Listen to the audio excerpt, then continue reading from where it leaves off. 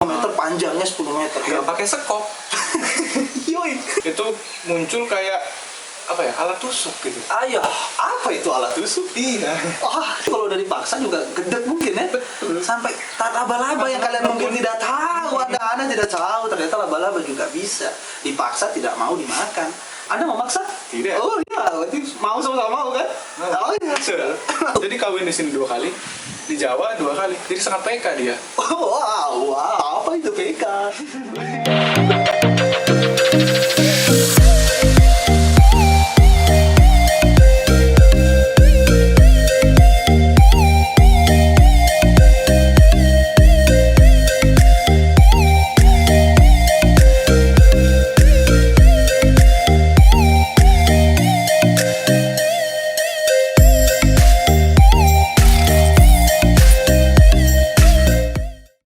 Oke teman-teman, balik lagi ke video kita.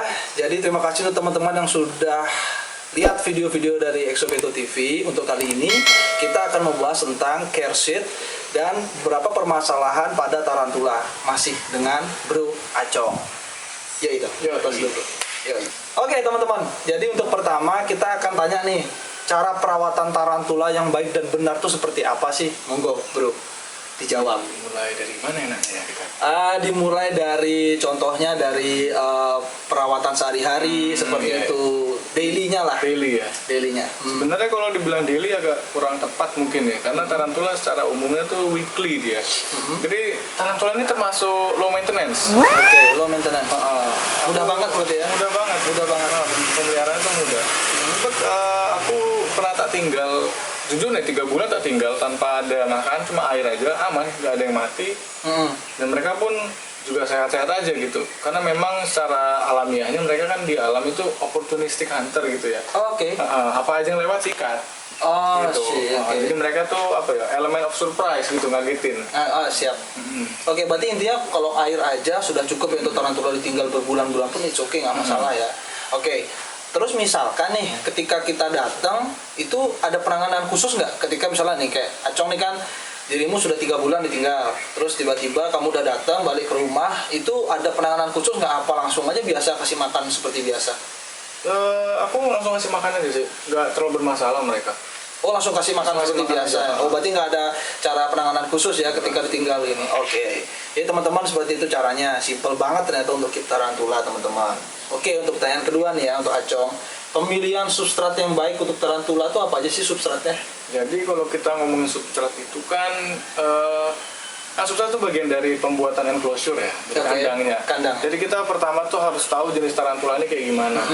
Ada yang burrower, ada yang obrower, kayak tadi kita udah jelasin di video sebelumnya.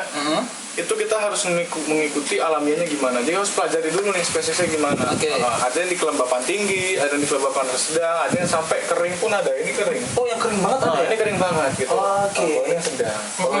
Kalau yang basah ada cuman yang kita bawa keluar. Ya. Siap. Jadi kalau untuk substrat yang baik itu terutama untuk yang spesies di kelembaban tinggi, itu biasanya kita pakai substrat kokopit atau sabut kelapa yang digebuk sampai hancur. Intinya agak halus-halus sampai gitu halus lah, ya. kelapa dipukul sampai halus, bayangin deh. Siap. Itu sabut kelapanya itu nyari yang halus tapi dia tuh apa ya, ada teksturnya gitu, nggak halus murni, nggak kayak bedak gitu. Intinya masih ada alaminya lah. Jadi dia tuh bisa menahan air, fungsinya kan itu menjaga kelembapannya dia. Oke. Ini jadi teman-teman juga sering nih Cong, kebanyakan teman-teman itu ada pertanyaan gini, Kak, ini kok bisa sih ya, mau aku udah pakai substrat nih, pakai kokopit yang disaranin, tapi kok bisa sih dia tetap mati, terus badannya kayak dikerubungin sama serangga kecil-kecil. Nah, itu kenapa? Apakah ada masalah dari substratnya, ataukah dari si tarantula sendiri bawa parasit, atau gimana sih? Sebenarnya kalau untuk tarantula mati kita harus lihat dulu kayak kasarnya di manusia itu diotopsi lah, matinya kenapa. Nah itu ya faktornya, entah dia makan pakannya itu yang ada parasitnya, atau misalkan dia juga mungkin mati emang udah umur, atau gennya lemah. Soalnya ada tarantula yang menjadi anakan ternyata gennya lemah, memang ya mati aja gitu karena nggak kuat gitu kan. Seleksi alam lah. Seleksi alam. Kalau dari substrat sendiri ada yang kecil-kecil warna putih itu alamiah, itu namanya springtail. Springtail. Jadi dia tuh fungsinya itu dia tuh kayak muncul aja secara alamiah, dia tuh membersihkan sisa makanan dia. Oke. Tapi cenderung itu muncul di substrat yang lembab dia. Lembab. Oke. Hasilnya itu balik lagi berarti ya tergantung tarantula, ada yang dia bisa di lembab, ada yang bisa di kering. Tapi kalau yang di kering terlalu lembab juga pasti berbahaya juga buat si tarantula kan. Jadi intinya poinnya kita memahami dari habit dari si tarantula itu sendiri di alam. Ada contoh kecil ini kan Harpactila pulchripes. Ini kan substrat kering, benar-benar kering. Aku pernah coba iseng dulu. Kayak tahun lalu kalau nggak salah, kita kasih dia substrat basah. Jadi dia tuh sama, walaupun tebel kan dia buru, tebel kan dia, harusnya masuk ke dalam. Tapi karena substratnya tak basahin, dia tuh selama 2 minggu lebih di atas. Itu kenapa itu? Karena memang secara alamiahnya habitatnya dia tuh di kayak gurun di Afrika gitu. Mungkin tempat yang tandus gitu ya. Jadi dia nyarinya tempat yang kering gitu. Oke. Jadi saranku buat teman-teman kalau buat enclosure tarantula, pertama pelajari dulu jenis tarantulanya, tahu habitat alaminya kayak gimana, agar kita juga bisa bikin enclosure yang biar dia nyaman gitu. Itu. Intinya poinnya pelajari dulu sebelum memelihara, itu penting banget. Itu penting banget, di semua hewan itu penting. Iya, karena kita banyak sekali orang ngelihat ketika dia beli itu pokoknya punya dulu baru bertanya belakangan. Itu sih kesalahan ya, Cong. Kesalahan besar. Kesalahan banget ya, yang kita harus pelajari, yang kita harus tahu adalah kita pelajari dulu dia habitnya seperti apa, kita tanya dulu sama yang lebih tahu baru kita keep. Itu sih yang paling benar, teman-teman. Oke, Cong. Untuk yang ketiga, ukuran kandang yang baik untuk tarantula dengan jenis terestrial, arboreal dan grower itu kayak gimana sih untuk ukuran kandang yang baik? Ukuran kandang yang baik itu kalau kata teman-teman dan yang memang disetujui biasanya itu 3-4 kali ukuran tarantulanya. Oke.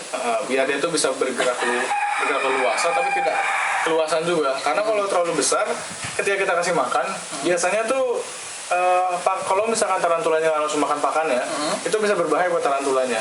Oke. Gitu. Karena mungkin karena kejauhan dia tidak tahu ada makanan. Nggak ngeliat ya? Nggak ngeliat gitu kan. Iya.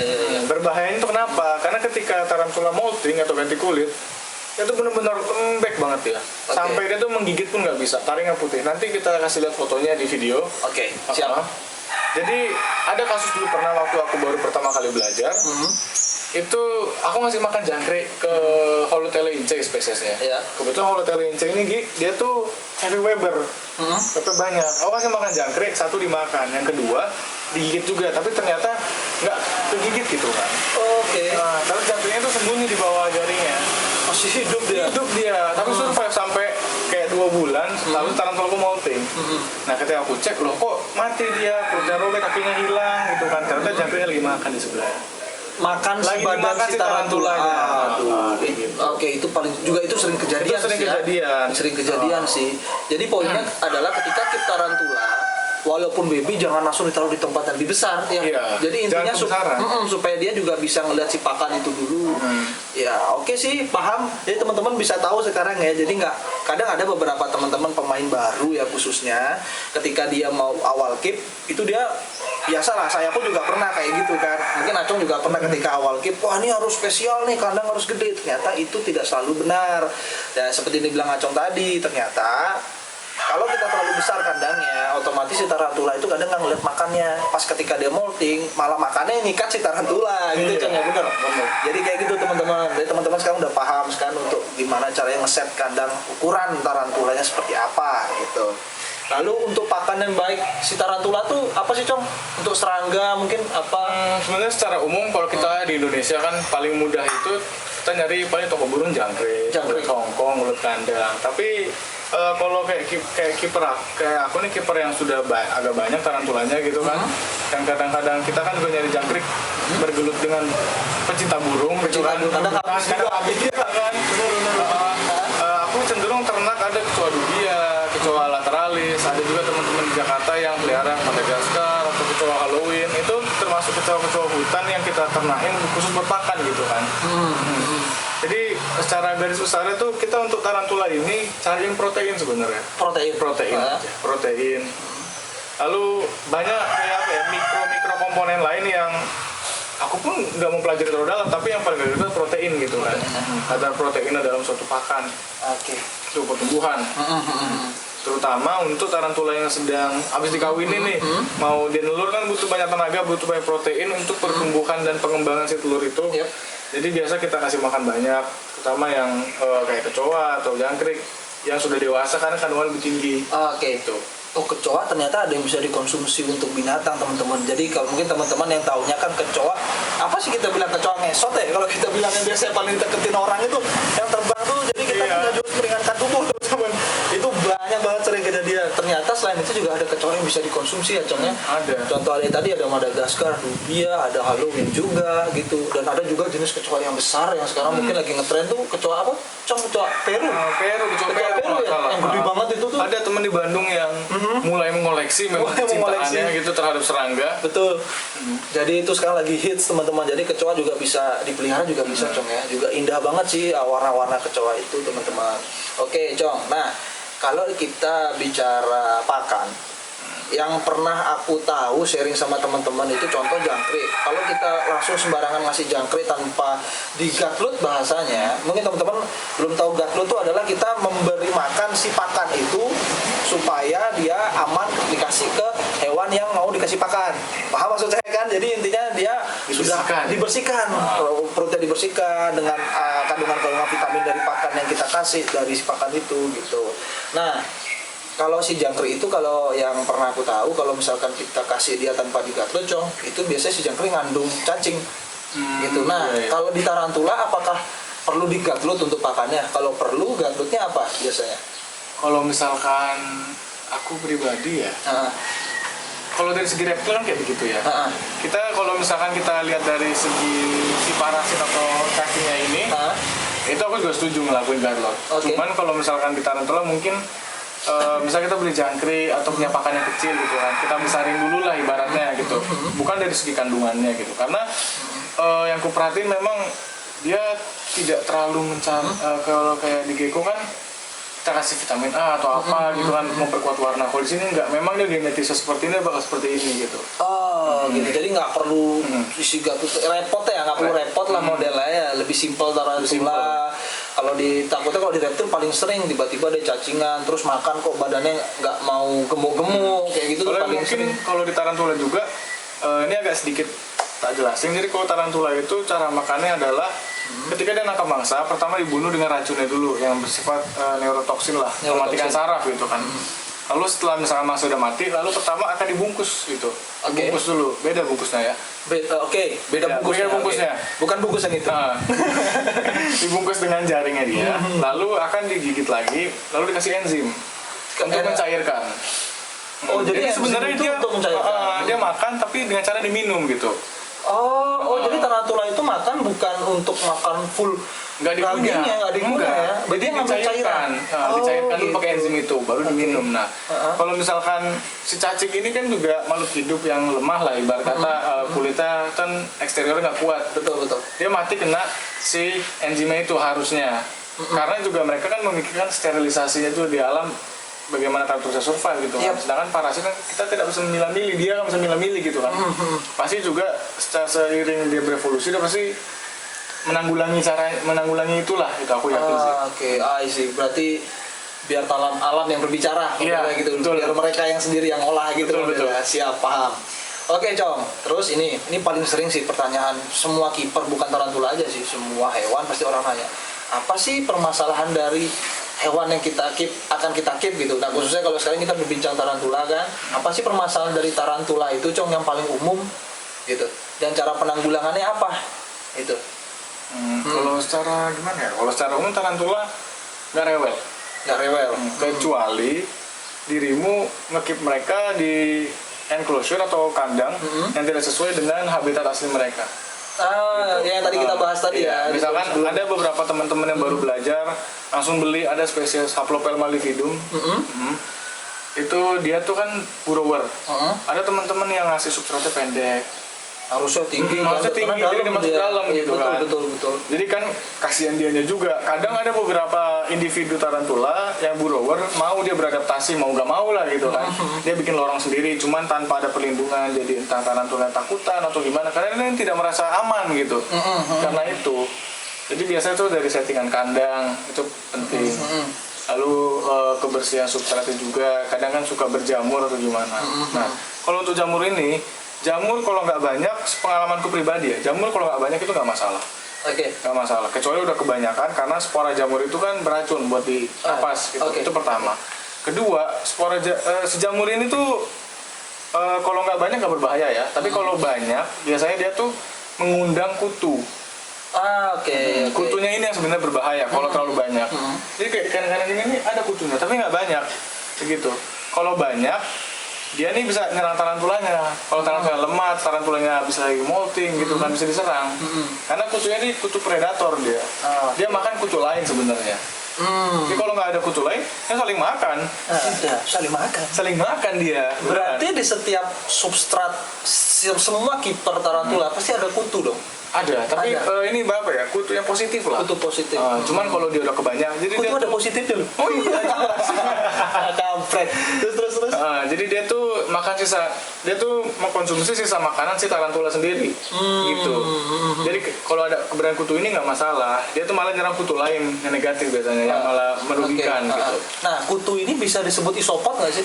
Oh beda. Oh beda, isopod beda sama kutu yang ini. Kalau isopod itu masuk krustase, udang gitu loh. Oke. Kakinya kan banyak, lalu segmen-segmen tubuhnya. Ini anatrobiologi nih. Oke, tapi teman-teman biar tahu, ternyata isopod itu juga bisa disebar di kandang tarantula atau kalajengking teman-teman. Jadi dia bantuin ya Cong ya kalau masalah. Bantuin habisin sisa makanan, makanin jamur, begitu-begitu ya, cleaning service lah. Cleaning service. Cleaning service-nya baru tahu. Ini kantor semuanya ini. Ternyata isopod itu cleaning service. Iya. Oke. Nah, Cong, kita udah bahas permasalahan nih. Nah, ini juga ada untuk yang pertanyaan selanjutnya ini sering kejadian nih. Jadi beberapa orang itu ketika tarantula molting itu dikira mati.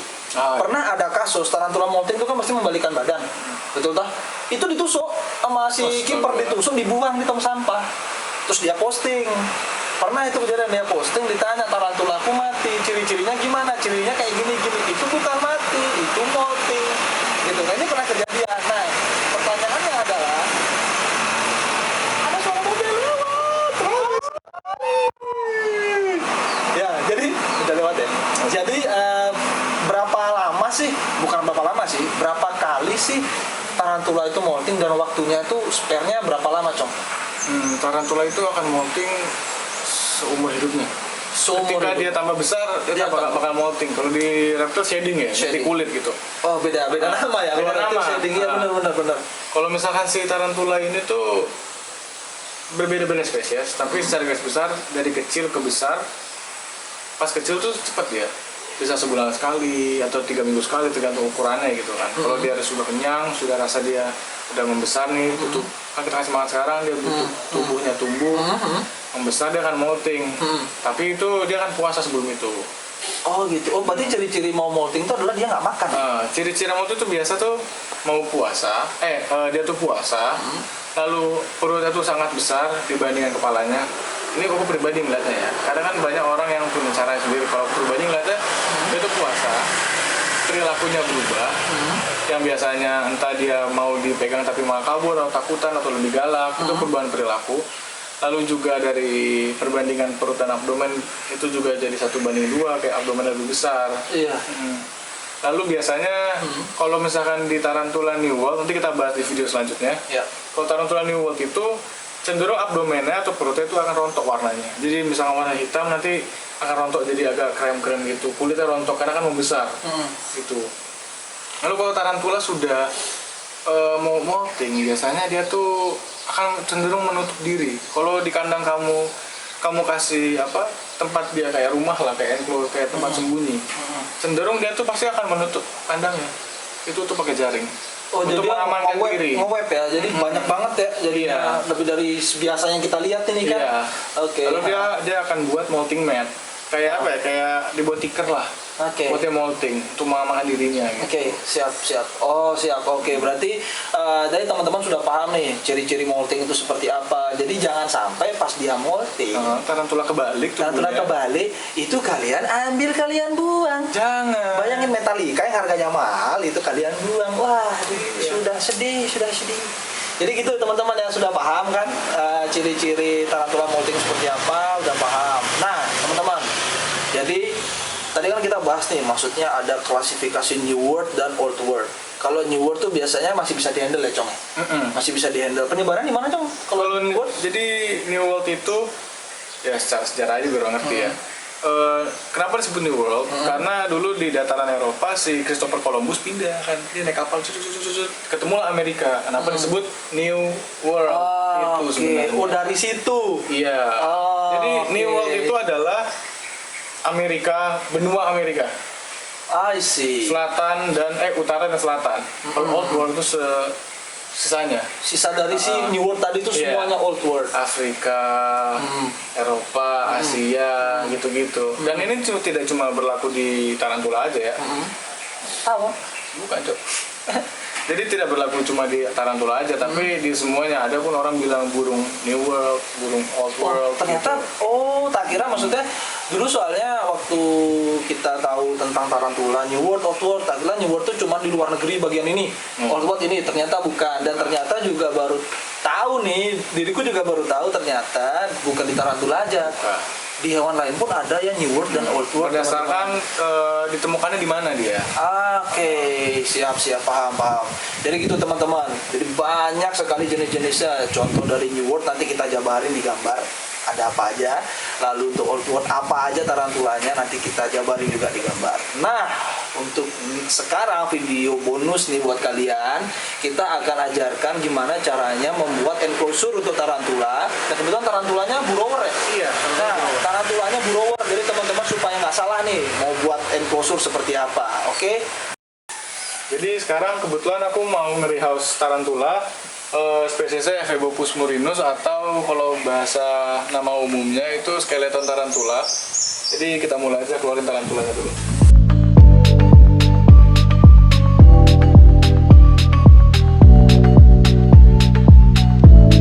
Terus di sini kita punya ada kokopit untuk substrat utama, lalu sphagnumos yang sebelumnya udah kita pesain dulu, digunakan untuk apa ya? Jaga kelembapan dalam kandang, dan kayu untuk fondasi tarantulanya bikin gerbang rumahnya. Langsung aja masukin kokopitnya, baru kita masukin kayunya yang gerbang buat dia lah.